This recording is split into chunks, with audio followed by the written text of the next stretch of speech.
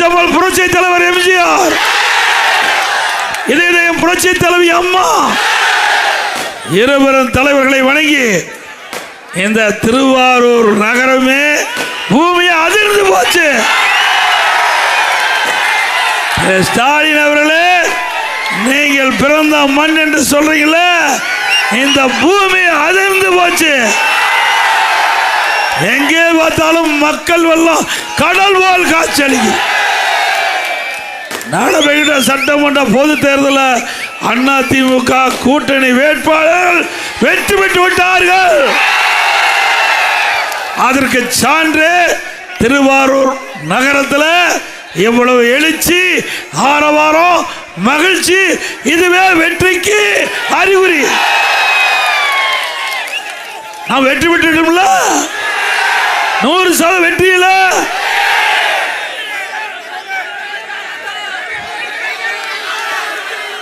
இந்த சிறப்பான நிகழ்ச்சியை கலந்து கொண்டு சிறப்பித்துக் கொண்டிருக்கின்ற முன்னாள் அமைச்சர், மாவட்ட செயலாளர் அறிவிச்சா திரு காமராஜ் அவர்களே, முன்னாள் எம்பி திரு கோபால் அவர்களே, அமைப்பிச்சார் சிவராஜமாணிக்கம் அவர்களே, பொறுப்பாளர் திரு இளவரசன் எக்ஸ் எம்பி அவர்களே, திரு PS பாப்பா சுப்பிரமணியன் எக்ஸ் எம்எல்ஏ அவர்களே, மற்றும் கூட்டணி கட்சியை சேர்ந்த பாஜக VK செல்வம் அவர்களே, பாட்டாளி மக்கள் கட்சி வடக்கு மாவட்ட சாத்திற்கு ராஜு அவர்களே, மற்றும் S வேணுகோபால் அவர்களே, அம்மா மக்கள் முன்னேற்ற கழகத்தை சேர்ந்த அமைப்பு சாத்திரி S காமராஜ் அவர்களே, தமாக செயலாளர் குடவாசல் S தினகரன் அவர்களே, தமாக முரளிதரன் அவர்களே, மற்றும் தமாக சந்திரசேகரன் அவர்களே, ஜெகன் பாண்டியன் அவர்களே, தமிழக மக்கள் முன்னேற்ற கழகத்தை சேர்ந்த ஜெகன் பாண்டியன் அவர்களே, திரு ரஜினி பாண்டியன் அவர்களே, முகமதியார் முன்னேற்ற மாவட்ட செயலாளர் அம்பிகா ஆபதி அவர்களே, இந்திய ஜனநாயக கட்சியுடைய S பன்னீர்செல்வம் அவர்களே,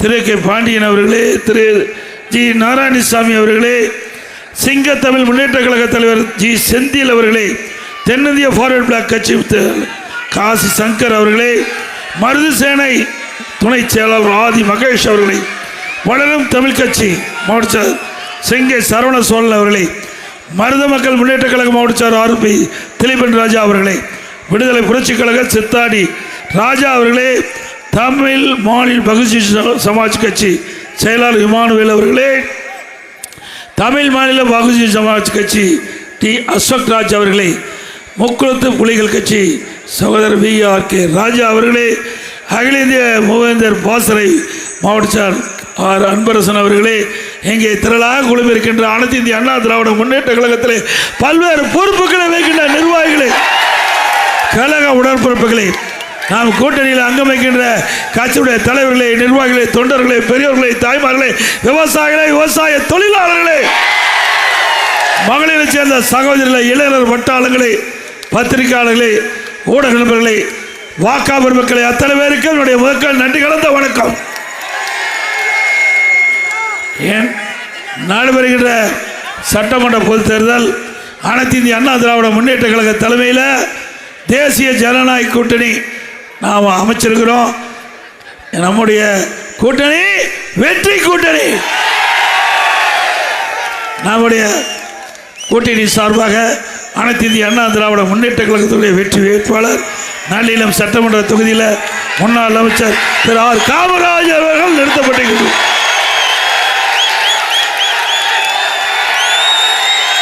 அவருக்கு இரட்டை சின்னத்தில் வாக்களிங்க, இரட்டை சின்னத்தில் வாக்களிங்க.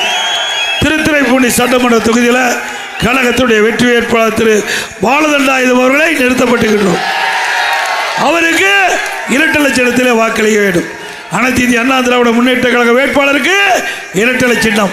நமது சின்னம் புரட்சி தலைவர் எம்ஜிஆர் சின்னம், அம்மாவின் சின்னம், விவசாயியின் சின்னம், மக்களின் சின்னம், ஏழையின் சின்னம், வெற்றி சின்னம். வாக்களிப்பீர் இரட்டலைக்கு. அதே போல நம்முடைய கூட்டணியில் அங்கம் வைக்கின்ற தேசிய ஜனநாயக கூட்டணியுடைய அங்கம் வைக்கின்ற பாரதிய ஜனதா கட்சி திருவாரூர் சட்டமன்ற தொகுதியில் அந்த கட்சியின் சார்பாக திரு கோவி சத்ரு அவர்கள் நிறுத்தப்பட்டிருக்கிறார். அவருக்கு தாமரை சின்னத்திலே வாக்களிக்க வேண்டும். என்ன சின்னம்? என்ன சின்னத்தில் வாக்களிப்பீங்க? இந்த மண்ணில் அவரை வெற்றி பெற செய்ய வேண்டும். செய்வீர்களா? அதே போல அம்மா மக்கள் முன்னேற்ற கழகம் மரியாதைக்குரிய சகோதரர் டிடிவி அவருடைய ஆசி பெற்ற வேட்பாளர் மன்னார்குடி சட்டமன்ற தொகுதியில் அந்த கட்சியினுடைய வேட்பாளராக திரு எஸ் காமராஜ் அவர்கள் நிறுத்தப்பட்டிருக்கிறார். அவருக்கு குக்கர் சின்னத்திலே வாக்களிக்க வேண்டும்.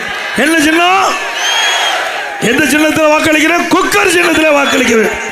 ஆக அதிமுக கட்சி வேட்பாளருக்கு இரட்டை சின்னத்திலே வாக்களிக்க வேண்டும். பாரதிய ஜனதா கட்சி வேட்பாளருக்கு தாமரை சின்னத்திலே வாக்களிக்க வேண்டும்.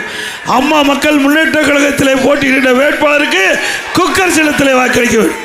ஆக நம்முடைய திருவாரூர் மாவட்டம் 4 சட்டமன்ற வேட்பாளரையும் பல்லாயிரக்கணக்கான வாக்கு வித்தியாசத்திலே வெற்றி பெற செய்ய வேண்டும்.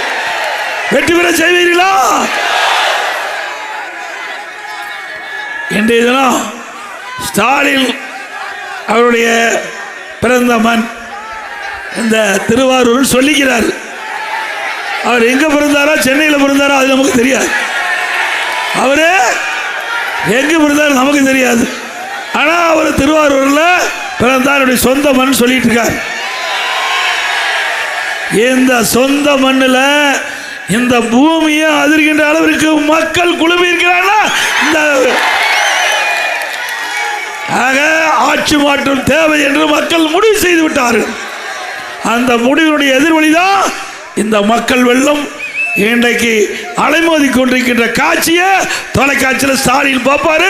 இன்னைக்கு தூக்கம் போச்சு, ஸ்டாலினுடைய தூக்கம் போச்சு. என்னடா இந்த எடப்பாடி பழனிசாமி நம்முடைய சொந்த ஊருக்கு போய் இவ்வளவு மக்கள் வந்து குழுமி இருக்கிறாங்க. அதிமுக பொன்மனச்செம்மல் புரட்சி தலைவர் எம்ஜிஆர், இதே புரட்சி தலைவி அம்மா, இருவரும் தெய்வங்கள் ஆசி வழங்கி கொண்டிருக்கிற ஸ்டாலின் அவர்களே, எங்க கட்சியை உடைக்கிறதுக்கு என்னென்னலாம் ஆயுதத்தை எடுத்தீங்க, என்னுடைய அதிமுக உடைக்கிறதுக்கு என்னென்ன வேலை செஞ்சீங்க, எந்தெந்த ஆயுதத்தை பயன்படுத்தினீங்க, அத்தனையும் இங்க இருக்கிற மக்கள் தூள் தூளாக்கப்பட்டு விட்டார்கள். சிந்திச்சு பாருங்க. சற்று சிந்திக்க வேண்டிய நேரம் அது. சிந்திச்சே ஆக வேண்டும். நம்முடைய தலைவர்கள் பொன்மனச்செம்மல் புரட்சி தலைவர் எம்ஜிஆர் தீய சக்தி திமுகவை வீழ்த்த வேண்டும் என்பதற்காக தொடங்கப்பட்ட கட்சி.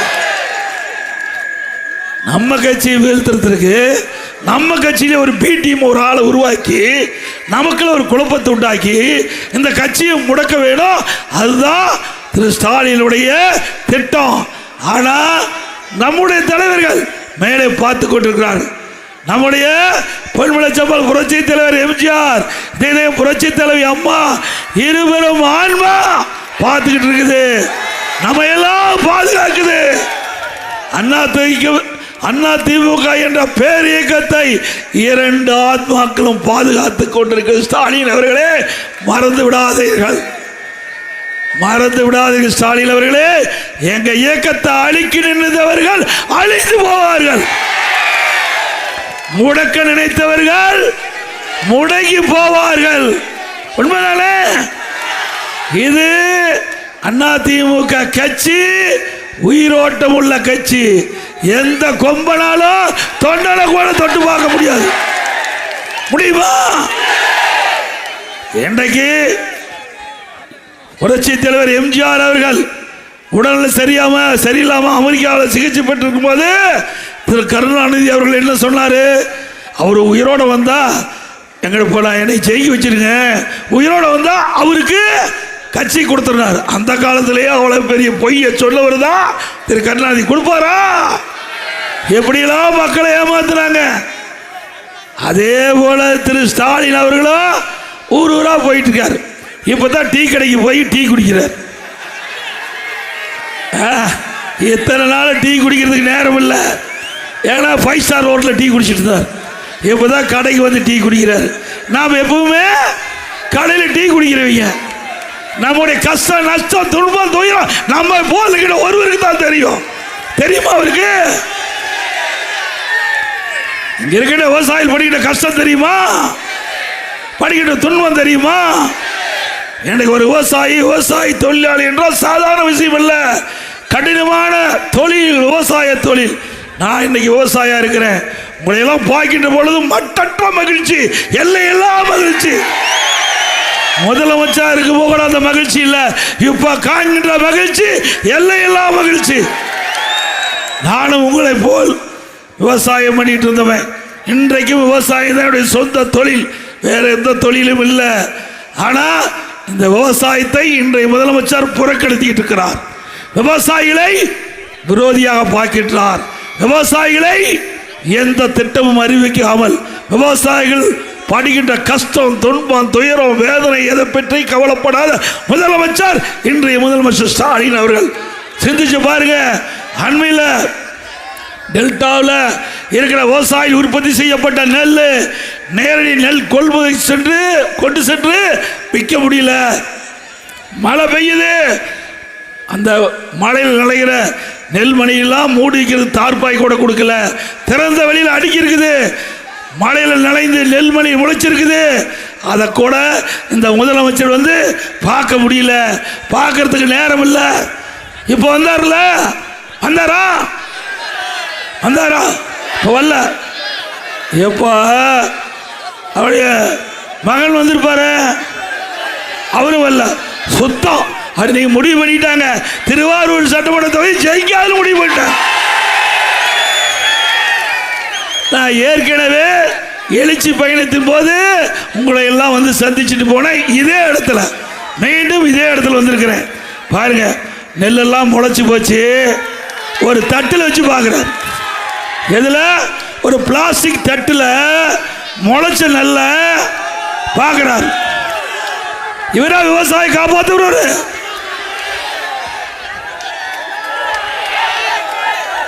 ஒரு தட்டில் நாம கஷ்டப்பட்டு இரவென்றும் பகலென்றும் பாராம ரத்தத்தை விரைவியா சிந்தி பயிரை நெட்டு அதை நோயிலிருந்து காப்பாற்றி அதை அறுவடை செஞ்சு அந்த நெல்மணிகளாம் மூட்டை பிடிச்சி விற்க கொண்டு போய் மழையில் நனைஞ்சு நெல்மணி முளைச்சி போச்சு. அதை நேரடியாக பார்க்க முடியாத முதலமைச்சர் விவசாயி காப்பாற்ற போறாரா? அண்ணா திமுக பொறுத்த வரைக்கும் ஆளுகின்ற பொழுது உங்களை பார்த்தேன், முதலமைச்சர் இருக்கும் போது பார்த்தேன். கொரோனா காலம் உயிருக்கு ஆபத்து ஏற்படும் அந்த நிலையிலையும் இங்க பார்த்தேன்.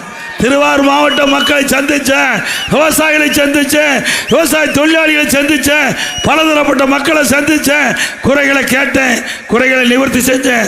இப்போ டெல்டா மாவட்டத்தில் இருக்கிற விவசாயிகள் பாதிக்கப்பட்டு விட்டார்கள். அவர் விளைவித்த அந்த நெல்மணிகள்லாம் மழையிலே நனைந்து முளைத்து பெரும் நஷ்டத்துக்கு உள்ளாக்கி விட்டார்கள். அவர்களுக்கு ஆறுதல் சொல்லி இந்த அரசாங்கத்திடம் நேரடி கவனத்தை கொண்டு போய் இழப்பீட்டு தொகையை பெற்று தர வேண்டும், நிவாரண தொகை பெற்று தர வேண்டும் என்று சட்டமன்றத்தில் தீர்மானம் கொண்டாந்தோம். கவன ஈர்ப்பு தீர்மானம் காதுக்குள்ள போட்டுக்கல அறிவிச்சார். காமராஜ் அவர்களும் பேசினார், சார்பாக பேசினார். எங்களுடைய திருவாரூர் மாவட்டம் இது முழுக்க விவசாயிகள் நிறைந்த மாவட்டம். வாழ்வாதாரமே இந்த விவசாயத்தை நம்பித்தான் இருக்குது. அவள் இரவென்றும் பகலென்றும் பாராமல் உழைத்து அந்த நெல்மணிகளை உற்பத்தி பண்ணி விற்கின்ற காலகட்டத்தில் இப்படி முளைச்சி வீணா போச்சு. அவள் வாழ்வே வாழ முடியாது. இதை வைத்து தான் ஒரு வருஷம் வாழ்க்கையை ஓட்டியாக வேணும். அப்படிப்பட்ட காலகட்டத்தில் நீங்க உதவி செய்யணும் கேட்டா செய்யல. பாதிக்கப்பட்ட விவசாயிகளுக்கு உதவி செய்யாத முதலமைச்சர் மீண்டும் தேவையா?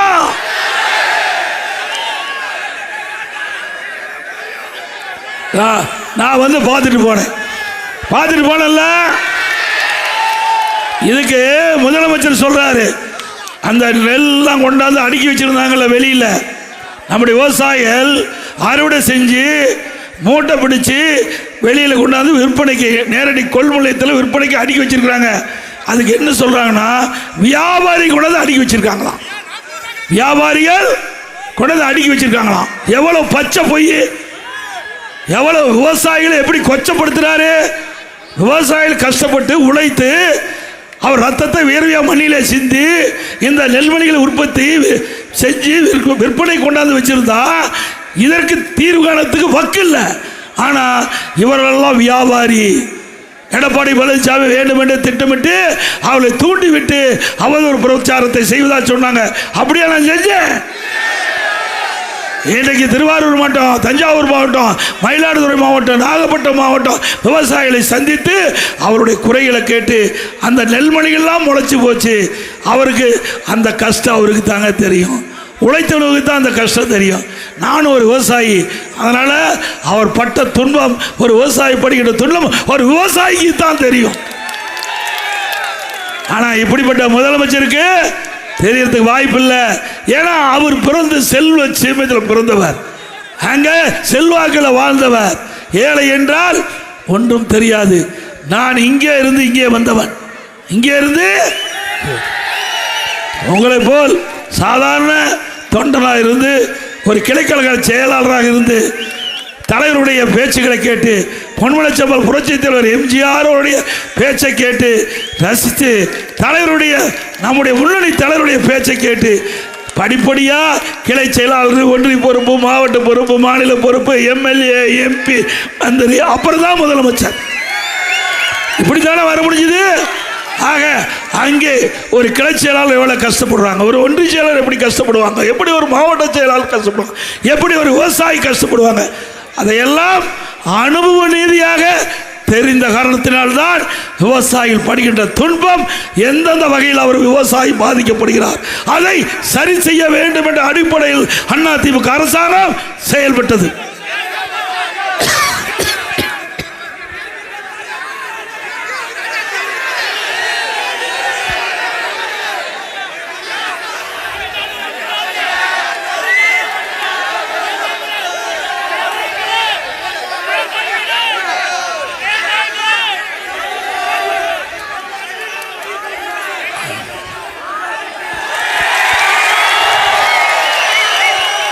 அதே போல அனைத்து இந்திய அண்ணா திராவிட முன்னேற்ற கழக தேர்தல் அறிக்கை, இதே புரட்சி தலைவி அம்மா இருக்கின்ற பொழுது அம்மா அவர்கள் குறிப்பிட்டது, அதிமுக தேர்தல் அறிக்கையில் அதிமுக ஆட்சிக்கு உடனே விவசாயிகள் வாங்கிய பயிர்க்கடன் தள்ளுபடி என்று சொன்னாங்க. தள்ளுபடி செஞ்சாங்க. நான் முதலமைச்சர் இருந்த பொழுது கொரோனா காலம், விவசாயிகள் உற்பத்தி செய்யப்பட்ட அந்த விளைபொருள் முழுமையாக விற்க முடியல. நாங்கள் வாங்கிய பயிர்க்கடன் செலுத்த முடியல, முறையா தள்ளுபடி செய்ய வேண்டும் என்று கோரிக்கை வச்சீங்க. உங்களுடைய கோரிக்கையின் அடிப்படையில் நான் முதலமைச்சர் இருந்த பொழுது 2021ஆம் ஆண்டு 12,100 கோடி தொடக்கடன் வேளாண் கூட்டுறவு கடன் சங்கத்தில் பயிர்க்கடன் தள்ளுபடி. மீண்டும் விவசாயிகள் கோரிக்கை வச்சிருக்கிறீங்க, எங்களுடைய தலைவர்கள் கோரிக்கை வச்சிருக்கிறாங்க, விவசாய சங்க பிரதிநிதிகள் என்னை சந்தித்து கோரிக்கை வச்சிருக்கிறாங்க. மீண்டும் அதிமுக ஆட்சி 100% உங்களுடைய ஆதரவால் அமையும். விவசாயிகள் வாங்கிய பயிர்க்கடன் தள்ளுபடி செய்யப்படும். ஆனா ஒண்ணு, எங்க ஆளுல ஜெயிக்க வைக்கணும். நான் ஒவ்வொரு முறையும் விவசாய காப்பாற்றி இருக்கிறேன். நீங்க சிந்திச்சு பார்க்க வேண்டும். நான் வாக்குக்காக இதை செய்யல, நான் ஓட்டுக்காக உங்களை வந்து பார்த்து செய்யல. கஷ்டப்படுறீங்க, கஷ்டத்திலிருந்து உங்களை காப்பாற்ற வேணும். நானும் ஒரு விவசாயி என்ற முறையில் அந்த கஷ்டத்தை அனுபவிச்சேன். அதனால கஷ்டத்திலிருந்து உங்களை மீட்டெடுக்க வேண்டும் என்ற அடிப்படையில் தான் செஞ்சேன். ஆனால் இந்த முறையாவது வெற்றி வாய்ப்பு கொடுங்க. ஏன்னா உங்களுடைய நிலம் சிந்திச்சு பாருங்க. இன்னைக்கு திரு ஸ்டாலின் துணை முதலமைச்சர் இருக்கும்போது ஹைட்ரோ கார்பன், மீத்தேன் புரிந்துணர்வு ஒப்பந்தம் போட்டார். புரிந்துணர்வு ஒப்பந்தம் போட்டது திராவிட முன்னேற்ற கழக தலைவர், அன்றைக்கு துணை முதலமைச்சர் திரு ஸ்டாலின் அவருடைய முன்னிலையில் புரிந்துணர்வு ஒப்பந்தம் போட்டாங்க. ஹைட்ரோ கார்பன், மீத்தேன் எடுப்பதற்கு விவசாயியுடைய நிலத்தை அபகரிக்க ஸ்டாலின் அவர்கள் இந்த புரிந்துணர்வு ஒப்பந்தம் போட்டார். அந்த திட்டம் நடைமுறைக்கு வருகின்ற சூழ்நிலையில் இங்க இருக்கிற விவசாய மக்கள், இங்க இருக்கிற விவசாய சங்க பிரதிநிதிகள், எங்களுடைய கட்சியினுடைய மூத்த தலைவர்கள் கோரிக்கை வச்சாங்க. இவர்களுக்கு முழு பாதுகாப்பு கொடுக்க வேண்டும். எந்த இப்போ மட்டும் இல்லை, நிரந்தரமாக டெல்டா மாவட்டத்தில் விவசாயியுடைய விளைநிலங்கள் 1 சென்ட் நிலம் கூட யாருக்கு கொடுக்க கூடாது. அதற்கு தேவையான சட்டத்தை எப்படியாவது நிறைவேற்றித்தார்கள் என்று சொன்னாங்க. இப்பொழுது இருக்கின்ற மத்திய அரசாங்கம், பாரத பிரதமர் நரேந்திர மோடி அவர்களிடத்தில் நான் பேசினேன்.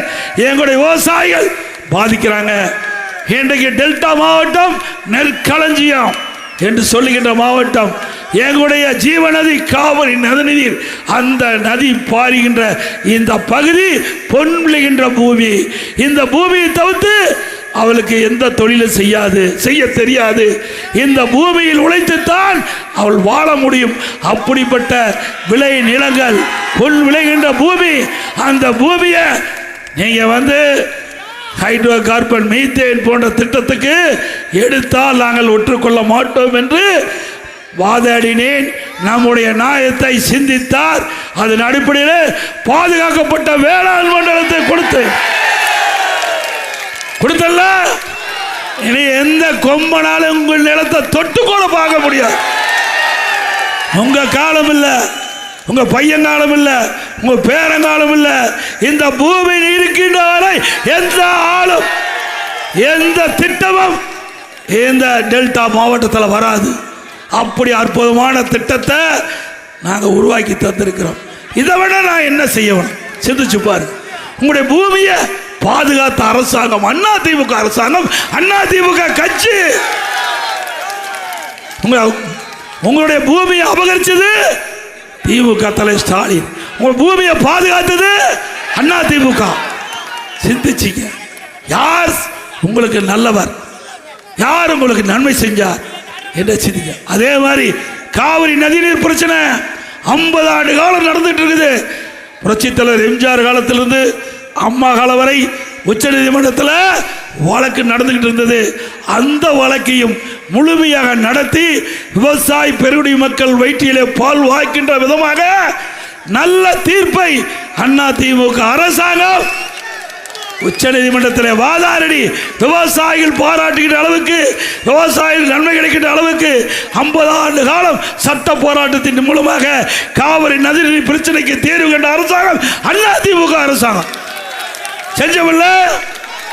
2 பிரதான பிரச்சனை, ஒன்று காவிரி நதிநீர் பிரச்சனை, ஒன்று பாதுகாக்கப்பட்ட வேளாண் மண்டலம்.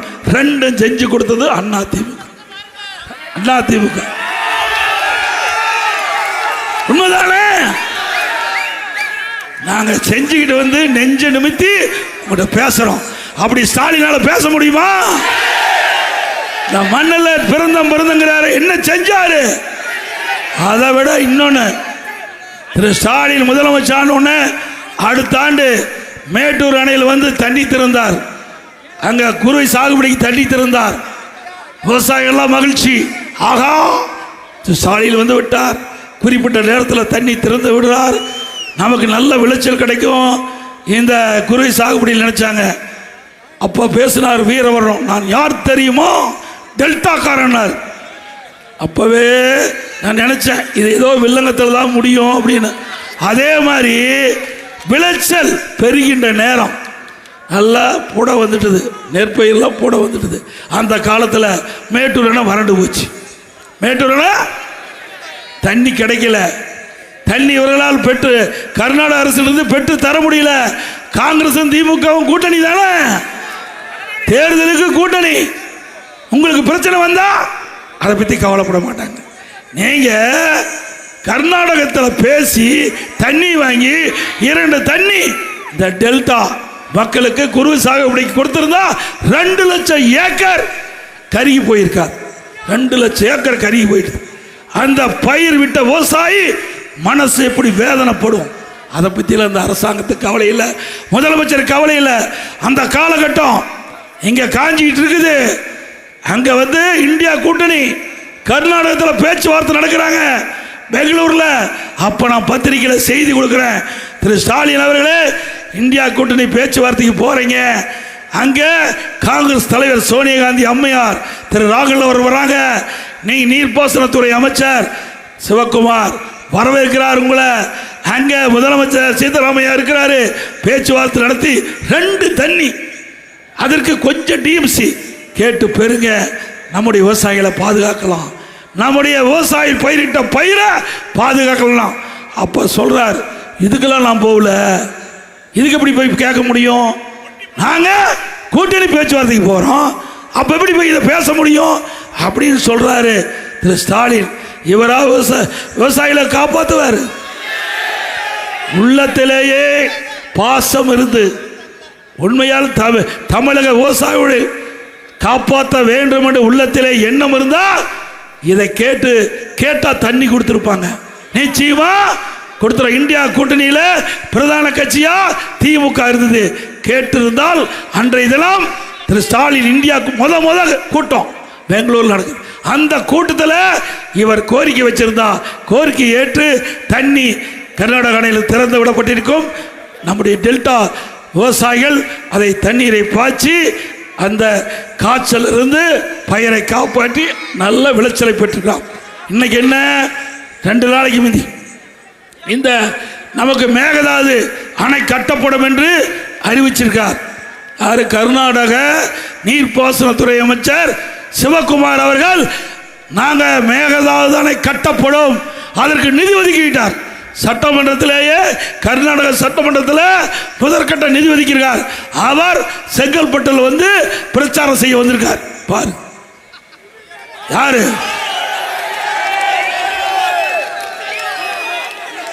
இவர் விவசாயத்தை காப்பாற்றுவாரா?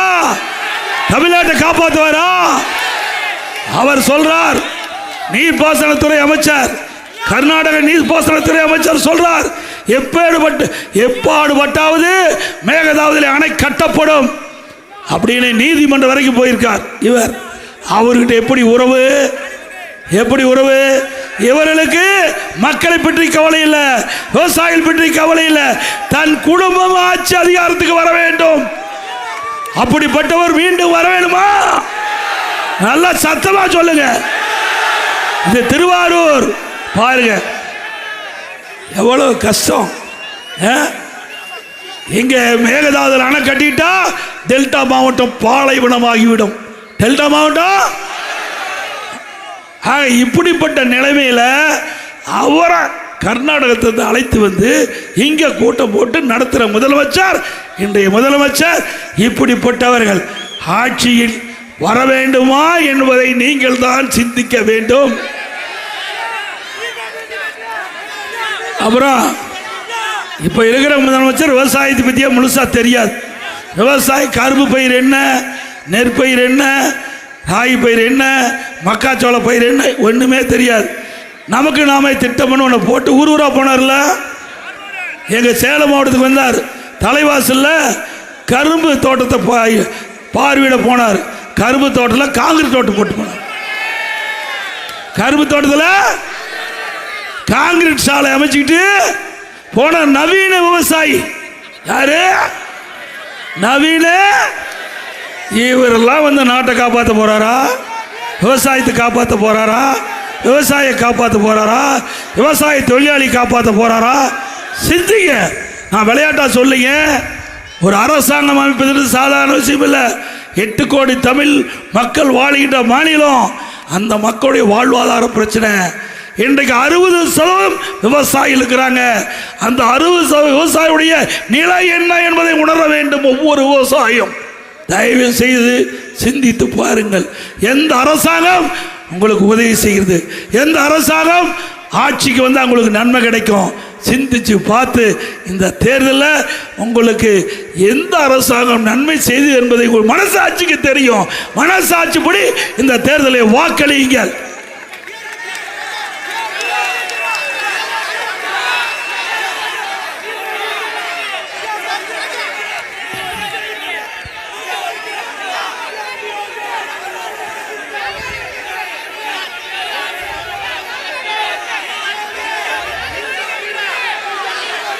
காது கேட்கல தம்பி. நீ நினைக்கிறதெல்லாம் நடக்கும். இந்த ஆட்சி மக்களுடைய ஆட்சி. அது மட்டுமல்ல, இன்றைக்கு அண்மையில் உங்களுக்கு தெரியும், திராவிட முன்னேற்ற கழகம் ஆட்சியில் இந்த பகுதியில் வந்து பருத்தி அதிகமாக சாகுபடி செஞ்சாங்க. அந்த பருத்தி சாகுபடி செய்த விவசாயிகள் அங்கே ஒழுங்குமுறை விற்பனை கூட்டத்தில் போய் அதை விற்பாங்க. அங்கே விவசாயிகளுக்கு நியாயமான விலை கிடைக்கல. நம்முடைய அறிவிச்சவர் காமராஜ் அவர்கள், கழக நிர்வாகிகள், விவசாயிகள்லாம் போராட்டம் பண்ணாங்க.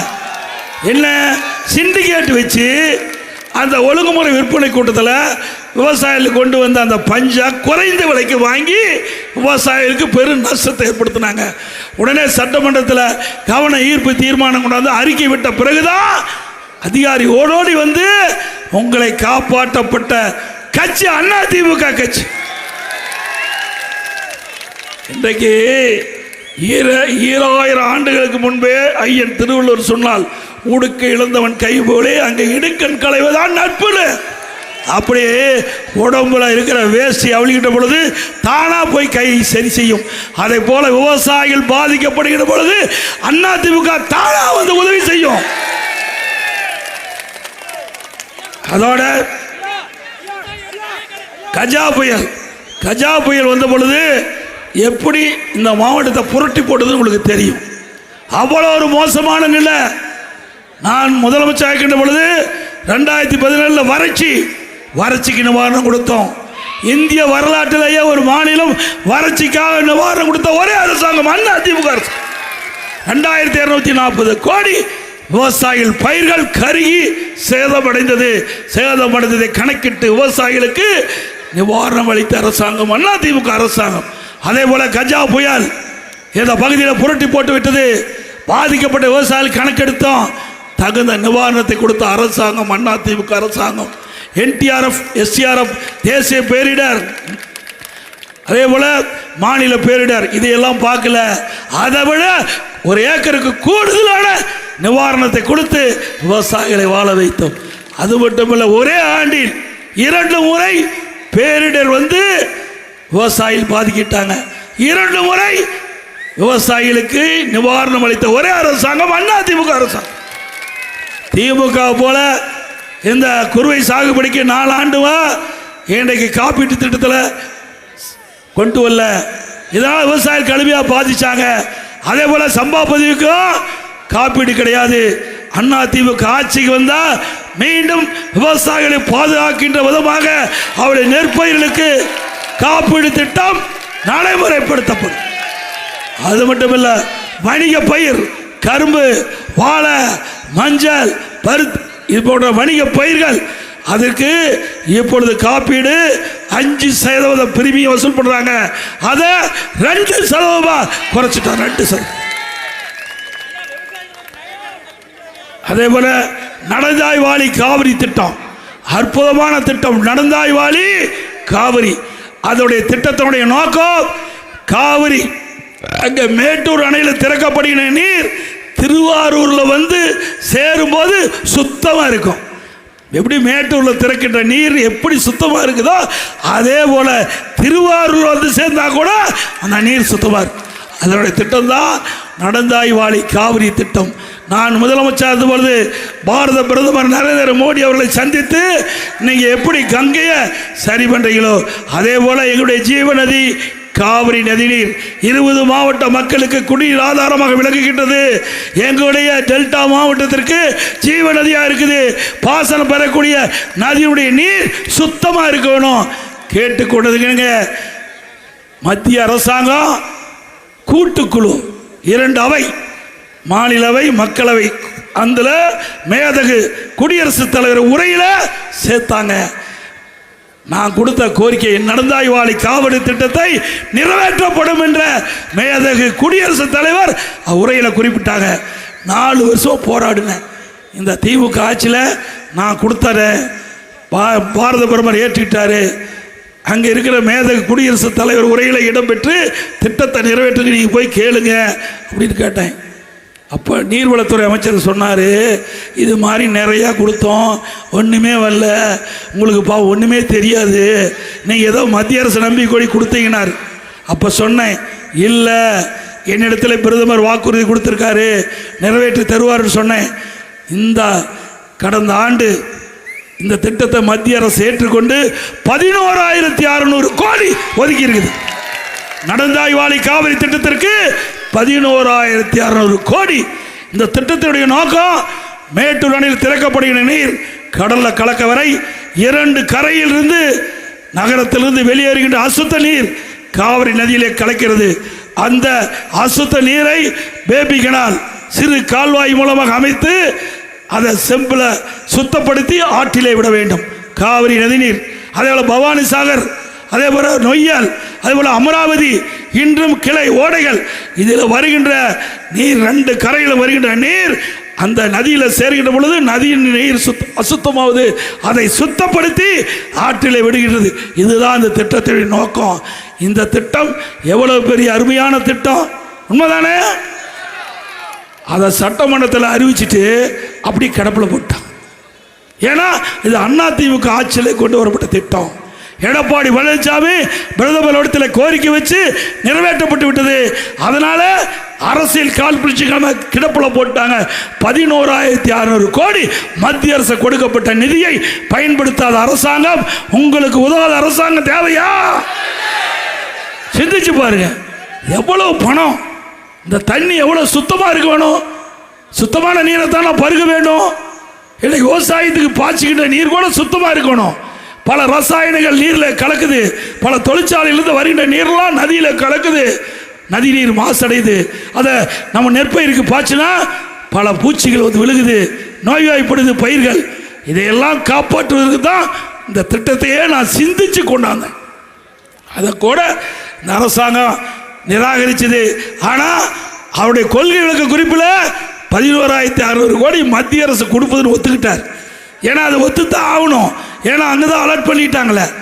இப்படி இப்போ என்னங்கிறாரு முதலமைச்சர், தமிழ்நாட்டை மத்திய அரசு புறக்கணிக்குது, தமிழ்நாட்டை புறக்கணிக்குதான், நிதி கொடுக்கல, திட்டம் கொடுக்கல. கொடுக்கிற திட்டத்தையே நீ நிறைவேற்ற முடியல, கொடுக்கிற திட்டத்தை நிறைவேற்ற முடியல. எப்பொழுது பார்த்தாலும் மத்திய அரசை குறை சொல்லிக்கிட்டே இருந்தா மத்திய அரசாங்கம் எப்படி நீங்க கொடுக்கிற திட்டத்தை அனுமதிப்பாங்க? நீங்க கொள்ளையடிக்கிற கூட்டம் ஆகி போச்சு. எந்த திட்டத்தை கொடுத்தாலும் அது என்ன கமிஷன் வர வேண்டும் என்று பார்த்து இந்த திட்டத்தை கொடுத்தீங்களா மத்திய அரசு எப்படி ஏற்கும்? சிந்திச்சு பாருங்க. எங்க பகுதியில் பவானியிலிருந்து தொப்பூர் வரை 4 வழிச்சாலை நகாய் திட்டம் எடுத்துக்கிட்டாங்க. நான் இருக்கும்போதே 90% நிலத்தை எடுத்துட்டேன். பார்த்தாங்க, நகாய் திட்டம்னா மத்திய அரசு திட்டம், இவங்கள டெண்டரில் காசு வராது. பார்த்தார் இங்கே இருக்கிற நெடுஞ்சாலைத்துறை அமைச்சர், நிலம் எடுக்க முடியல அப்படின்னு எழுதி மாநில தேசிய நெடுஞ்சாலை, மாநிலத்திலேயோ தேசிய நெடுஞ்சாலை இருக்குது பிரிவு, அதில் எடுத்து இவங்களை டெண்டர் விடலாம். 4 வழிச்சாலை 2 வழிச்சாலை ஆகிப்போச்சு. அது என் ஊருக்கு போகிறது துரதிருஷ்டம் பாருங்க. என் ஊருக்கு போகிற சாலையை ஆட்டை போட்டு பிடிச்சிட்டான். 4 வழிச்சாலையா 2 வழிச்சாலை ஆக்கிட்டாங்க. இவர்களே டெண்டரை 5ஆ பிரித்து விட்டு கமிஷன் வாங்கிட்டாங்க. இப்படிப்பட்ட ஆட்சி தேவையா? மத்திய அரசாங்கம் உதவி செய்யலைங்கிறீங்க. தெளிவா சொல்றது ஸ்டாலின் அவர்களே, உன்னுடைய மண்ணில் இருந்து சொல்றேன் கேட்டுக்க. மத்திய அரசாங்க திட்டம் பல சாலைகள் தேசிய நெடுஞ்சாலை ஆக்கியிருக்கிறாங்க. பல கோடி ரூபாய், ஆயிரக்கணக்கான கோடி தமிழகத்தில் செலவு பண்ணியிருக்காங்க. ரயில்வே பாதை நீடிக்க வேண்டும்னு பல முறை மாநில அரசு கேட்டாங்க, அதுக்கு நிலம் எடுத்து கொடுக்கல. பல ரயில்கள் வேண்டும்னு கேட்டோம், எல்லா ஊருக்கும் ரயில் விட்டுருக்காங்க. வந்தே பாரத் ரயில், ஸ்பீடா போற ரயில், அதையும் நமக்கு கொடுத்துருக்குறாங்க. அதே போல விமான நிலையம், திருச்சி விமான நிலையம் விரிவாக்கம், தூத்துக்குடி விமான நிலையம் விரிவாக்கம். நான் இருக்கும் போதே கோயம்புத்தூர் அங்கே விமான நிலையம் விரிவாக்கம் நிலத்தை எடுத்து கொடுத்துட்டேன். இது வரைக்கும் ஹேண்ட் ஓவர் பண்ணல, ஒப்படைக்கல. எப்படி நிறைவேற்ற முடியும்? இந்த ஆட்சி வந்த பிறகு ஒரு பெரிய திட்டத்தை கூட கொண்டு வர வக்கில் அரசாங்கம் திமுக அரசாங்கம். துறைமுகம், ஏற்றுமதி இறக்குமதி, நாம் உற்பத்தி பண்ணுகின்ற பொருள் ஏற்றுமதி ஆகணும், வெளிநாட்டில் இறக்குமதி பண்ணணும். அதுக்கு துறைமுகம், தூத்துக்குடி வஉசி துறைமுகம் விரிவாக்கம் பண்ணியிருக்காங்க, சென்னை துறைமுகம் விரிவாக்கம் பண்ணியிருக்குது. மத்திய அரசாங்க திட்டம் முழுவதும் சரியான முறையில் செயல்படுத்தி கொடுக்க ஸ்டாலின் அவர்களே, உங்களுக்கு தான் ஒன்றும் தெரியாது, பொம்மை முதலமைச்சராச்சு. இனிமேல் படிச்சு பார்த்தாலும் தெரிஞ்சுக்க, படிச்சு பார்த்தாவது தெரிஞ்சுக்கப்பா. மத்திய அரசாங்கத்தில் என்னென்ன திட்டம் கொண்டாந்துருக்காங்க, எவ்வளவு நிதி ஒதுக்கியிருக்காங்க. சரி, நீங்க 15 வருஷம் இருந்தீங்களா? 15 வருஷம் மத்தியில் ஆட்சி அதிகாரத்தில் திமுக இருந்தது இல்லைங்களா? காங்கிரஸ்லையும் மத்தியில் அமைச்சராக இருந்தாங்க, பாரதிய ஜனதாவிலையும் மத்தியில் ஆட்சியில் தான், ஐக்கிய குஜராத் இருந்தாங்க, தேவகட ஐயா இருந்தாங்க.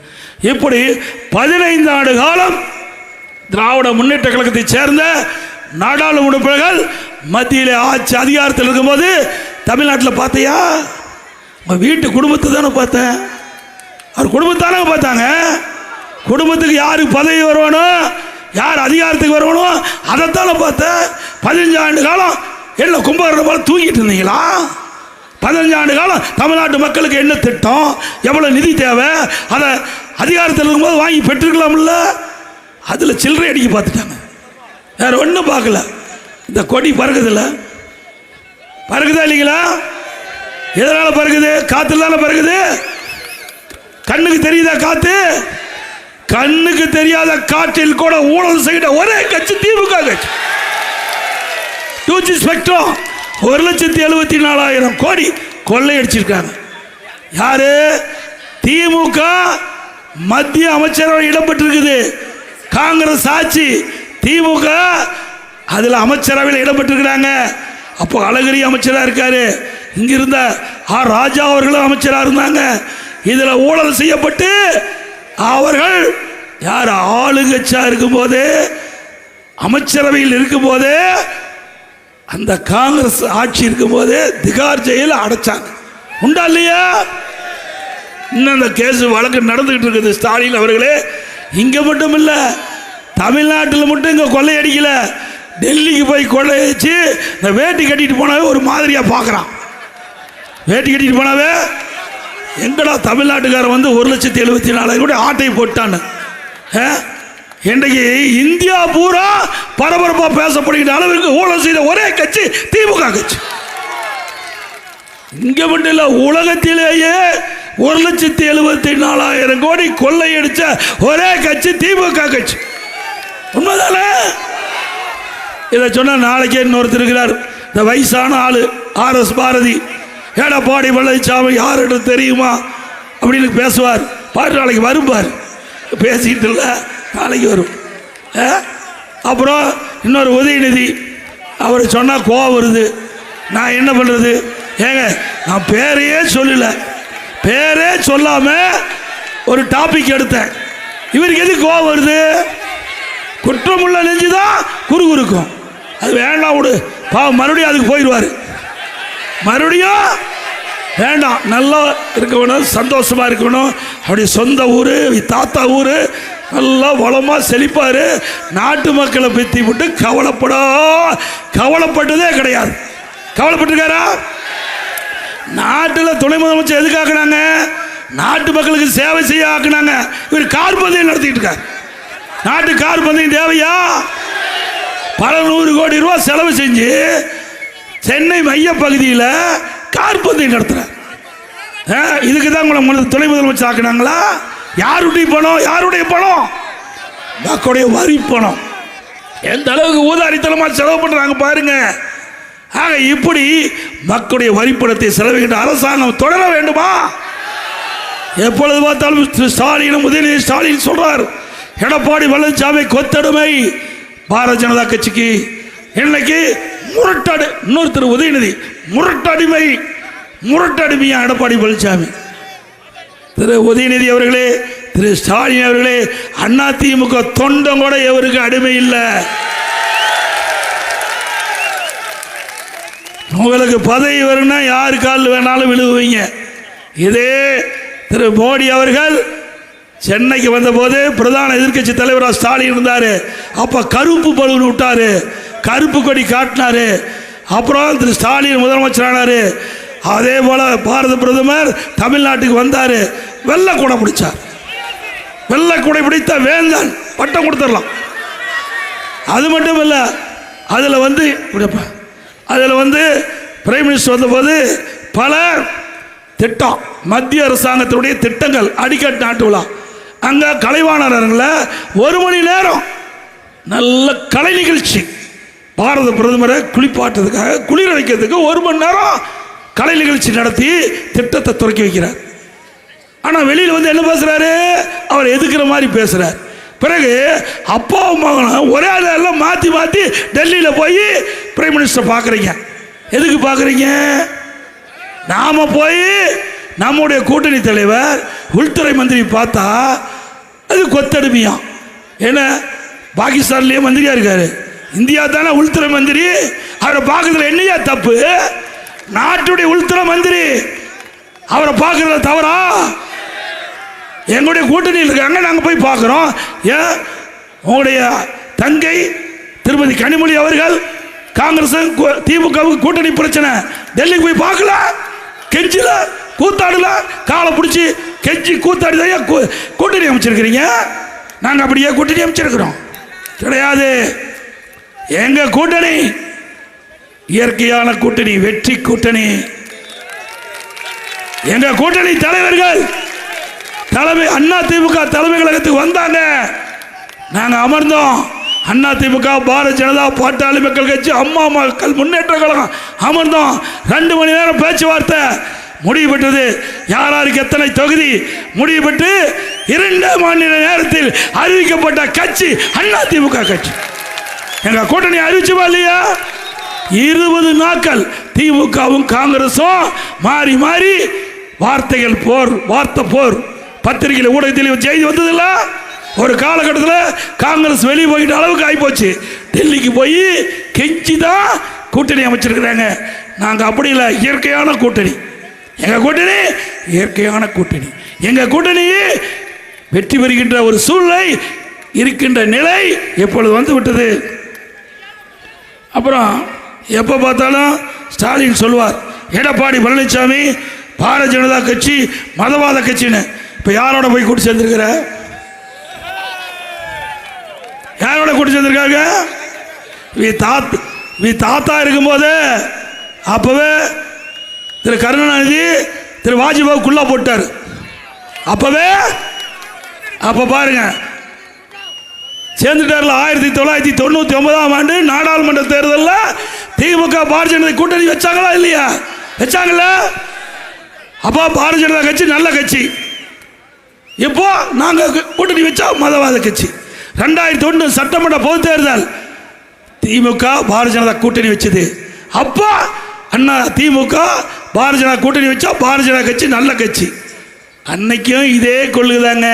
பாரதிய ஜனதா கட்சிக்கு 1999 இதே கொள்கை தான், 2001 இதே கொள்கை தான், இப்பவும் இதே கொள்கை தான். ஆனால் தலைவர்கள் மாறி இருக்கிறாங்க, பிரதமர் மாறி இருக்காங்க, ஆனால் கொள்கை மாறவே இல்லை. எந்த கட்சிக்கும் கொள்கை மாறாது. ஆனால் இப்படிப்பட்ட சந்தர்ப்பவாத முதலமைச்சர் ஸ்டாலின் அவர் மீண்டும் தொடர வேண்டுமா?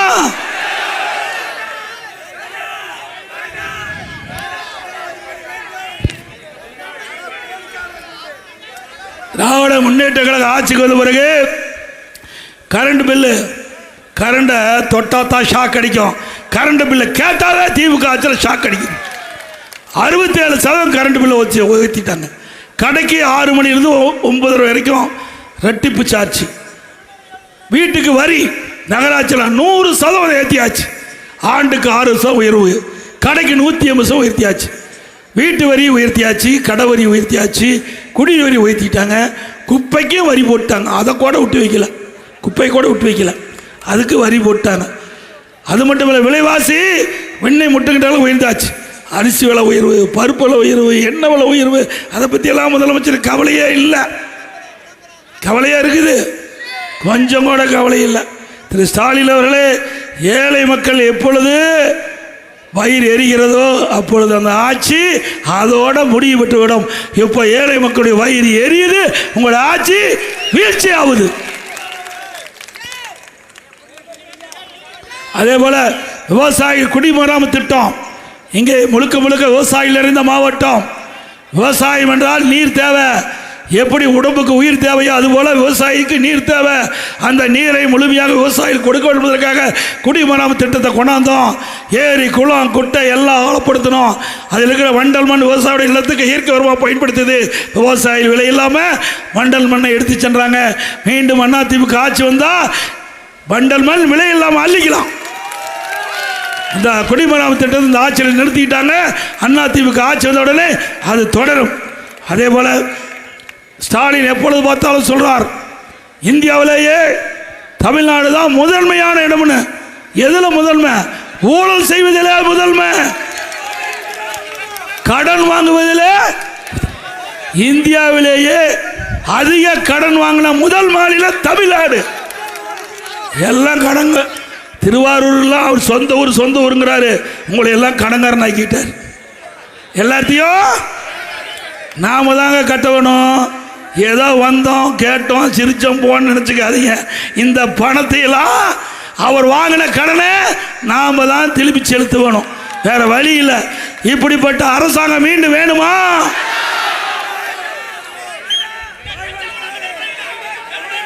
அதே போல தமிழகத்தில் சட்ட ஒழுங்கு அடியோடு சீர்கட்டு விட்டது.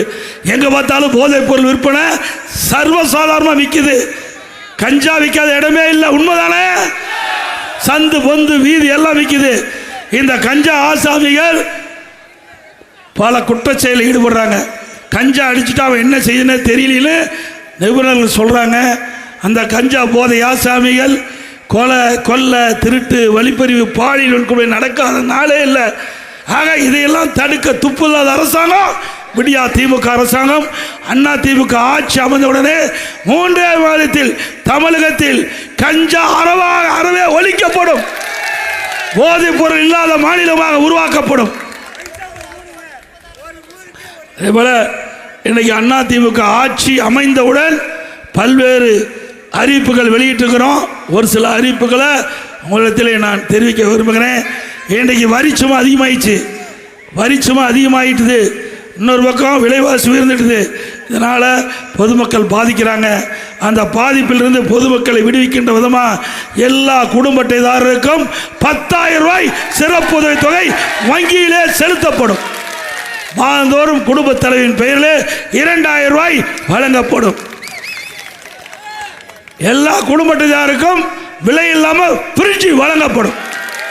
ஆண்டுக்கு 3 கேஸ் சிலிண்டர் விலை இல்லாமல் வழங்கப்படும்.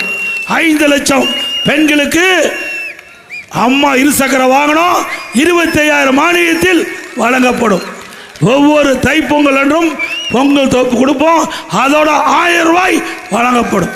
தீபாவளி என்று நம் பெண்களுக்கு பட்டுப்புடவை வழங்கப்படும். அதே போல விவசாய கடன் தள்ளுபடி செய்யப்படும். அதே போல விவசாயிகளுக்கு மும்முனை மின்சாரம் 24 மணி மும்முனை மின்சாரம் விவசாயிகளுக்கு வழங்கப்படும். இன்னைக்கு நகர பகுதியில் கடை வச்சிருக்கிறாங்க. வீதியில் கூட்டுறவு சங்கத்தில் வாங்கிய கடன் தள்ளுபடி.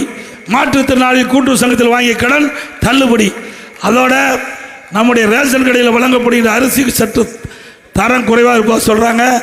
அதிமுக ஆட்சி வளர்ந்தவுடனே எப்படி மளிகை கடையில் தரமான அரிசி கிடைக்குதோ அதே அரிசி ரேஷன் கடையில் வழங்கப்படும். அது எத்தனை ஆயிரம் கோடி ஆனாலும் பரவாயில்ல, அதை பற்றி கவலை இல்லை. ரேஷன் கடையில் போடுற அரிசி கடையில் இருக்கிற அரிசியை விட தரமான அரிசியாக இருக்கும். எப்பொழுது விலையில்லா அரிசி தான் கொடுக்குறோம். இனி எதிர்காலத்தில் விலையில்லா பருப்பு கொடுக்க போகிறோம். விலையில்லா சமையல் எண்ணெய் கொடுக்கப்படும். அதுவே அம்மா இல்ல திட்டம். ஏழைகள் ஜாதி மதமே கிடையாது. ஏழையில் இருந்தால் அந்த ஏழைகளுக்கு அற்புதமான கான்கிரீட் வீடு கட்டி கொடுக்கப்படும். பட்டியலின மக்கள் ஆதிராட மக்கள் அந்த மக்களுக்கு அவருடைய வயது வந்து ஆண்கள் திருமணமாகி தனி குடித்தனம் போகின்ற பொழுது வீடு இல்லாமல் இருக்கிறாங்க. அவர்களுக்கு தேவையான நிலத்தை வாங்கி அற்புதமான கான்கிரீட் வீடு அவர்களுக்கு கட்டி கொடுக்கப்படும். அதுபோல பட்டம் படித்த நம்முடைய இளைஞர்கள் வேலை வாய்ப்பில் பதிவு செஞ்சு வேலை கிடைக்காமல் இருக்கிறாங்க. வேலை கிடைக்கிற வரை மாதந்தோறும் 2,000 ரூபாய் உதவித்தொகை வழங்கப்படும். +2 வரை படித்தவர்களுக்கு 1000 ரூபாய் கிடைக்கப்படும். அதோட முதியோர்களுக்கு வழங்கப்படுகின்ற ஓய்வூதியம் 2,000 ரூபாயாக உயர்த்தி வழங்கப்படும். நெசவாளருக்கு வழங்கப்படுகின்ற அந்த ஓய்வூதியம் உயர்த்தி வழங்கப்படும். மீனவர்களுக்கு வழங்கப்படுகிற ஓய்வூதியம் 2,500 ரூபாயாக உயர்த்தி வழங்கப்படும். அதாவது கட்டிட தொழிலாளர்கள் பணி செய்கின்ற பொழுது தவறி விழுந்து உயிரிழந்தால் அந்த குடும்பத்தாருக்கு 25 லட்சம் ரூபாய் உதவித்தொகை வழங்கப்படும். கட்டிட தொழிலாளர் மீனவர்கள் மீன் கடலில் போய் மீன் பிடிச்சிட்டு இருக்கும்போது விபத்து ஏற்பட்டு உயிரிழந்தால் அந்த குடும்பத்துக்கு 25 லட்சம் ரூபாய் நிவாரணம் வழங்கப்படும். அதோட ஜல்லிக்கட்டு அந்த ஜல்லிக்கட்டு நடத்துகின்ற பொழுது அந்த ஜல்லிக்கட்டு நடத்துகின்ற அனுமதி வாங்கி நடத்துகிறவர்களுக்கு 5 லட்சம் ரூபாய் உதவித்தொகை வழங்கப்படும். அந்த ஜல்லிக்கட்டு போட்டியிலே கலந்து கொண்டு அந்த வீரர்கள் உயிரிழந்தால் அந்த குடும்பத்துக்கு 10 லட்சம் ரூபாய் வழங்கப்படும். அந்த ஜல்லிக்கட்டு போட்டியிலே கலந்து கொள்கின்ற பதிவு செய்யப்பட்ட வீரர்கள் காப்பீட்டு திட்டம் கொண்டு வரப்பட்டு பிரீமியம் அரசாங்கமே செலுத்தும் என்பதையும் நேரத்தில் தெரிவிக்கிறேன்.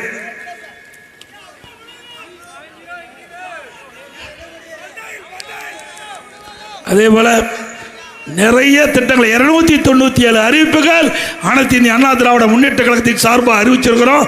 அனைத்து அறிவிப்புகளும் நிறைவேற்றப்படும். அதனால நம்முடைய அனைத்து இந்திய அண்ணா திராவிட முன்னேற்ற கழக வெற்றி வேட்பாளருக்கு இரட்டை சின்னத்திலே வாக்களிக்க வேண்டும். நம்முடைய கூட்டணியிலே அங்கம் வைக்கின்ற பாரதிய ஜனதா கட்சிக்கு தாமரை சின்னத்திலே வாக்களிக்க வேண்டும். நம்முடைய கூட்டணியில் அங்கம் வைக்கின்ற அம்மா மக்கள் முன்னேற்ற கழகத்தினுடைய வேட்பாளருக்கு குக்கர் சின்னத்திலே வாக்களிக்க வேண்டும். ஆகவே இந்த 4 வேட்பாளர் வெற்றி பெற்று திருவாரூர் மாவட்டம் அதிமுக கோட்டை. அதிமுக செய்வீங்களா? வெற்றி பெற செய்வீங்களா? மக்களை காப்போம், தமிழகத்தை மீட்போம். மக்களை தமிழகத்தை மக்களை தமிழகத்தை மக்களை தமிழகத்தை ஸ்டாலின் மாடல் அரசு, ஃபெயிலியர் மாடல் அரசு. Bye bye Stalin.